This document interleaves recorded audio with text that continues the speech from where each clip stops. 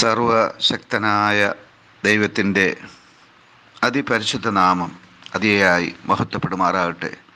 നിങ്ങൾ ശ്രവിക്കുന്നത് Jesus voice message. എല്ലാ ദൈവമക്കൾക്കും കർത്താവായ യേശുക്രിസ്തുവിൻ നാമത്തിൽ സ്വാഗതവും സ്നേഹവന്ദനവും അറിയിച്ചുകൊണ്ട് ഒരു വചനം പ്രാർത്ഥനയോടെ നിങ്ങളുടെ മുന്നിൽ വയ്ക്കുന്നു. 1 പത്രോസ് 4-ാം അധ്യായം 19-ാം വാക്യം.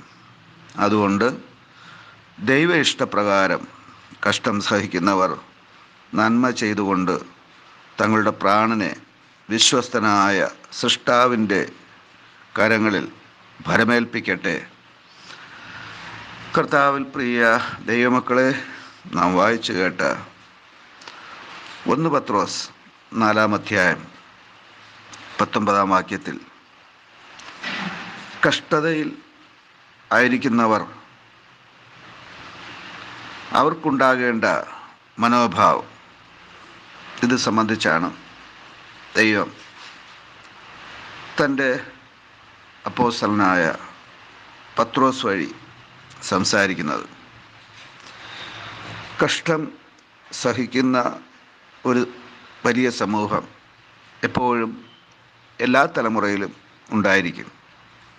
കാരണം മനുഷ്യജീവിതം സുഖ ദുഃഖ സമ്മിശ്രമാണ്. ഒരു നാണയത്തിൻ്റെ 2 വശങ്ങൾ പോലെ സുഖദുഃഖങ്ങൾ മനുഷ്യ ജീവിതത്തിൽ മാറി മാറി വരും. അവിടെ നമുക്കുണ്ടാകേണ്ട മനോഭാവം, പ്രത്യേകിച്ച് ഒരു ദൈവ പൈതലിന്, അത് സംബന്ധിച്ചാണ് ഇവിടെ എഴുതിയിരിക്കുന്നത്.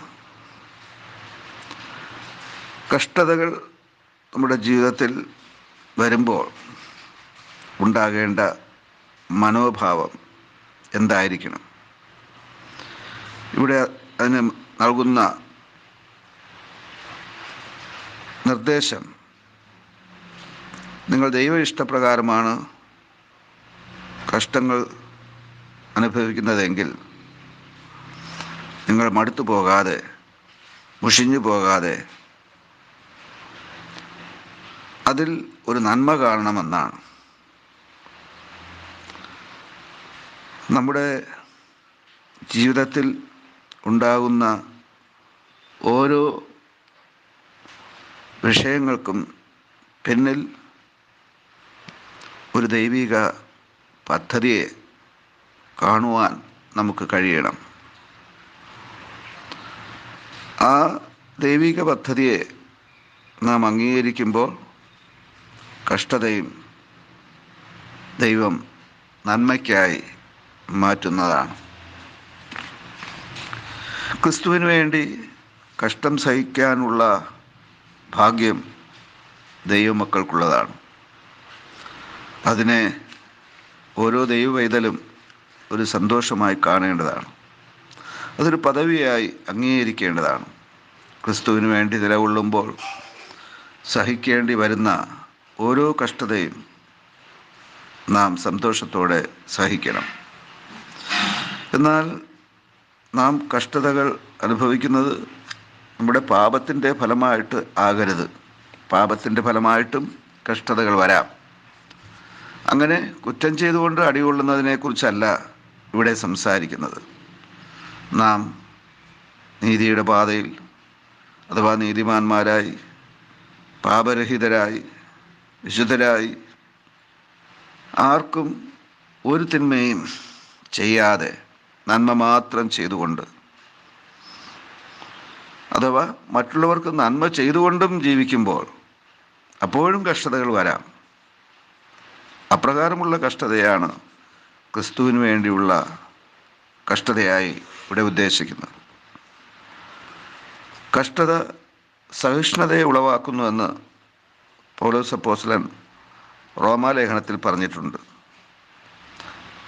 സഹിക്കുവാൻ നമ്മെ പ്രാപ്തരാക്കുന്ന കഷ്ടത, അത് സിദ്ധതയും പ്രത്യാശയും ഉളവാക്കുന്നു എന്നുള്ളതാണ്. ആ പ്രത്യാശയ്ക്ക് ഒരിക്കലും ഭംഗം വരികയില്ല, അഥവാ മാറ്റം വരികയില്ല എന്നും അവിടെ നാം കാണുന്നു. അതുകൊണ്ട് ഓരോ കഷ്ടതയും നാം ദൈവിക പദ്ധതിയായി അംഗീകരിച്ചുകൊണ്ട് കർത്താവിൻ്റെ ഹിതം എന്നിൽ നിവർത്തിക്കണമേ എന്ന് പ്രാർത്ഥിക്കാം. ആമേൻ, ആമേൻ.